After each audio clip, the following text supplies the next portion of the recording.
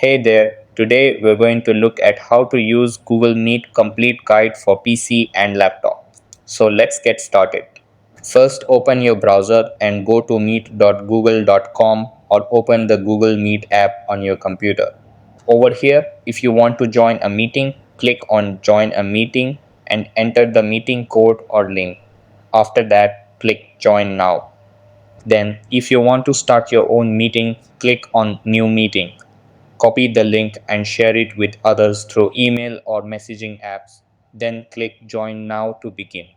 Over here, if you want to schedule a meeting, click on New Meeting and choose Schedule in Google Calendar. Fill out the meeting details like title, date, and time, then click Save.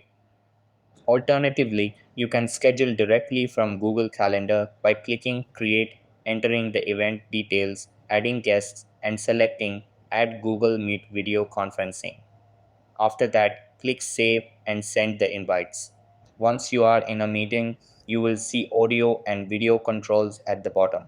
Over here, you can mute your mic, turn off the camera, or use the share screen option to present.